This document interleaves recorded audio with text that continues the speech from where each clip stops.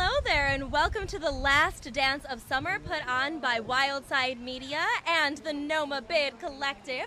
My name is Alexia Dukes, and I am here with my gorgeous co-host. Hi, I'm Myra. And Myra and I are from Stitch Narratives, your podcast for everything, both identity and fashion. We are here today with the coolest guest. Can you go ahead and introduce yourself to us? I'm E-Money. E-Money, baby. All right. E-Money, can you talk to us a little bit about your art? Sure. I'm a painter, illustrator, animator, and muralist from Fairfax, Virginia. I came today because I did DC walls in 2022, and my wall just came down, so I want to see the new art. And I know Sal at the end over there. I know Ashley J. Williams over here. So I know a few of the artists on the wall, so I want to come see what's going on. Are you sad that it's gone, your old I mean, work? you know when you sign up that it's part of the game. And then, so back in the day, you used to only get it for 1 year, and mine stayed up for 2 years, so I take that as a win, so I'm happy about that. That's a good win right there. Yeah. Not mad about that. So I was on your Instagram earlier, and I was absolutely dying over this piece you did of Shirley Chisholm. Oh, yeah. I mean, just gorgeous. So you do everything from portraits to animations.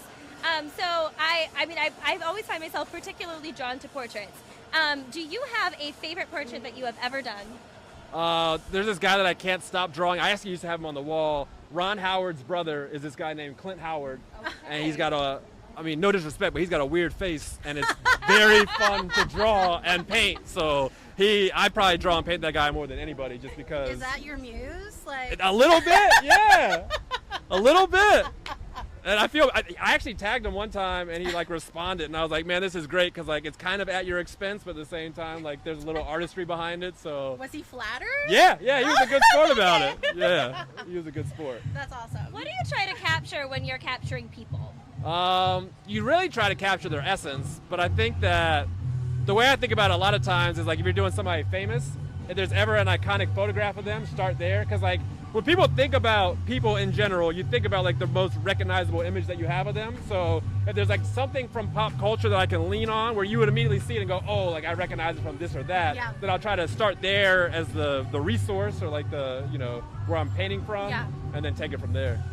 So we heard about a project you're doing for the little people. Can you tell us a little bit about that? Yeah, I'm doing a project called Scramble right now. It's me, Trot Bob right over there, Ania Khan, Sarah Jane Jameson, Nia, and Nate Mann. Wow. So I used to do beer labels for Other Half. Oh, wow. And the creative guy from there is running creative for Scramble. So they have 2 locations in Falls Church and Alexandria. They're opening a 3rd in Shirlington. And they wanted to cover the whole place with murals. So they tapped me and said I could paint, but also bring in the other artists to cover there. So we started that in June. It should be opening October, November. We did 750 square feet per artist, total of 4,500 square feet in the building. Trap Bob called out that it's the only mural gallery in the DMV, which is going to be a fun claim that we have. But so cool. It's been a labor of love all summer, and I'm really looking forward to people seeing it. What exactly is Scramble? All right, so it's like a kid play area. So the one they're opening now is more of a parkour gym. But the way I think about it is like whatever the most lit McDonald's playhouse of your childhood, put that on steroids, and that's what it is. Running, crawling, climbing, all that. Okay. So I love that you're doing this. I think that it's insanely important to bring art to kids. Absolutely. So I want to ask you, why do you think it's important to bring art to kids? I just you never know when you might be the person that sparks somebody's creative path. So when kids are interested in the art, you always got to entertain those conversations, because you don't know if you're leading to something for them. And my buddy called out, Nate was talking about at the Scramble location, that we're going to be in the core memory of all these children because they're just playing, and that's so awesome. So I do a lot of nursery art, and so the number one thing I always do with that is leave room for the imagination. So it's fun to kind of get on their level and just know that later on they'll be oh, I remember that painting from all the time in my childhood. Because you can think to your childhood, to art that you saw that still resonates with you to this day. For sure. I mean, for me, I remember being really interested in art and drawing and all those creative endeavors, but my family was no. Oh, really? They discouraged that very much. Reading, yes, reading is good, but painting, they're no. So I think it's great to have avenues and amazing artworks for people to access while they're playing, it's like, especially like when children are learning and growing and their brains are developing. 100%. Yeah.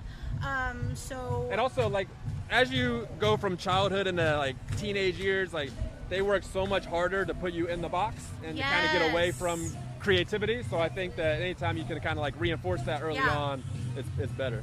So did you grow up in a creative household, or? My parents saw that I enjoyed art and I was good at it, so they always were like, how can we help? Like, do you want to take an art class? Do you want art supplies? Like, even to this day, like the most supportive people you can ever ask for. So very, very thankful. Shout out to mom and dad, the best mom and dad anybody could ever ask for. That is so cool. That's great. So cool.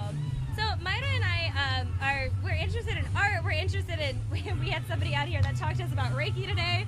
We're interested in everything. Yeah. But one thing we really love to focus on is the intersection of fashion and identity. Sure. And, fashion is art, art is fashion.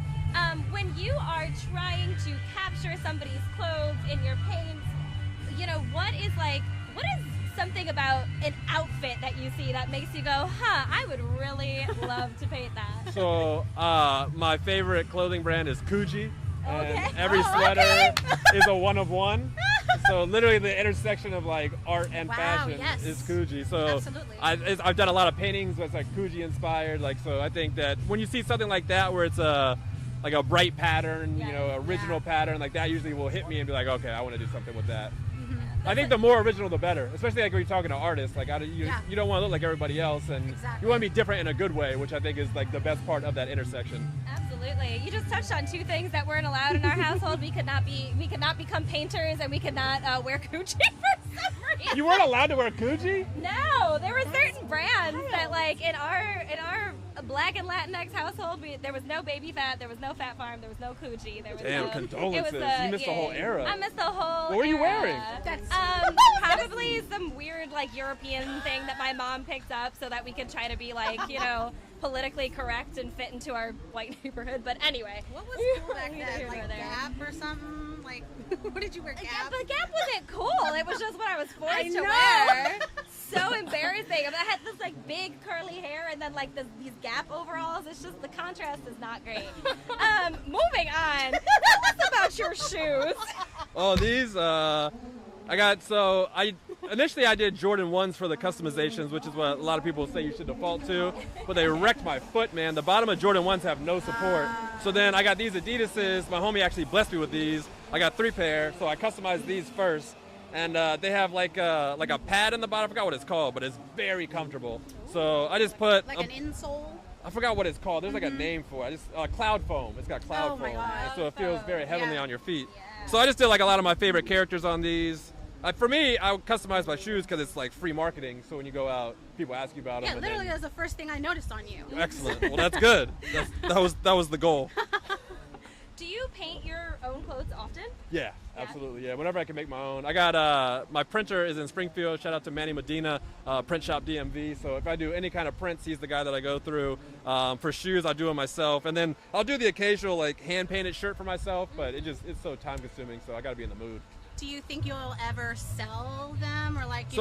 I used to. Actually, a good place to put this beef out there. I used to do it all the time. But then Instagram, the second that they see you're trying to make money now, they're like, nope. That's so true. Nope, we're not going to amplify that message. So I used to sell T-shirts and sweatshirts all the time. I do stickers still, but like the moment Instagram sniffs out you trying to make money as a multi-billion-dollar company, they're like, no. That sucks. So I stopped doing as many products as I used to just because Instagram won't promote me anymore. And also, like, I don't really like their pay-to-play model because they're already so rich. So why do I have to give you money to do what I used to do for free? You're just gonna have to do it by word of mouth then. Yeah, that's how I do it. And then like I would have done H Street Festival because I know I could sell some shirts at H Street Festival, but I never know when it's coming around. And then I'll see a link and it's like, hey, H Street this weekend, and I'm like, I guess I missed it again. Oh my God, that happened to me one time. It was like it happened last week. I was like, what? Oh yeah. No, I mean I definitely. That's how H Street Festival happens around here. People text you and they're like, "Yo, pull up." Yeah. Like, yo, I have wild. But I mean that's kind of what being an artist is. Yeah. It's very yo pull up around. 100%. You gotta be able to go with the flow. Yes, definitely. are you selling anything here today? And if so, No. what do you have? No, not today. No, I'm a civilian today. All right. I just came to show You're just here to love. support. I can give out stickers. I got stickers on me. Oh, yes. All right. Pull them out and tell us about your stickers. These are my most recent ones. I did a updated Elmer Fudd. Oh, my gosh. Oh, my These God. are awesome. So that's the new one. I got you. These are so cool. Oh, I'm totally putting this on my computer. I have a water bottle to put this on. Thank Oh you. my gosh, Of course. thank you. Okay, so updated Elmer Fudd Yeah. is definitely giving like it's a little bit of Black Panther, but like I don't know, he's kind of a genius. I just was I thinking got your like, inspo. so Elmer Fudd is always out here like robbing Bugs Bunny, but I just think it's like irresponsible because he's showing his face doing these like wild That's felonies. so true. So I just thought like, Elmer Fudd needs an update to be able to do this crime in a little bit more logical manner. So that's what led to the I sticker. think I'd let updated Elmer Fudd take me out. I don't know what that says about me. I don't know if that's a good You're a thing. little- Don't put that in there. Oh man. Oh, these are great. So Thank you. I've updated Elmer Fudd. What are some of your other favorite characters that you've ever done? So I like to do like the less common characters, but I like Richie Rich because he fits into the E-Money motif. So I do him a lot with the mustache. Because I do busy pieces, I tend to do like a Where's Waldo in there, usually with a mustache as well. I like Rip Torn. There's this actor back in the day, Rip Torn. Yeah, for sure. He got wasted one time and broke into a bank and then passed out like in the middle of the night. And his mugshot was amazing. So I still draw that into a lot of my stuff because it's a good mugshot. So a lot of it's just like I like off the beaten path imagery, cartoons that are like out there but not as popular. Like I don't want to do stuff that's already heavily in the atmosphere. Yeah. So I'm always trying to find an angle where it's something that's not. I recently got real heavy into the mafia guy from The Simpsons. Oh my 'Cause gosh. He's like a good bad guy, but like doesn't get used a lot, so I like him. And I've been using the other guy. His name's like Snake Jailbird. I've never heard of this person. Yeah, see, good. Then that's what I'm going for. But when you I'm see gonna do the some image, research you'll later. recognize it. And That's then Sal. That's Sal. He's one of the muralists. He's got an amazing mural up there. How's it going? Salvador Rubio, one of the best. We'll have to go and check out his Yeah. work later.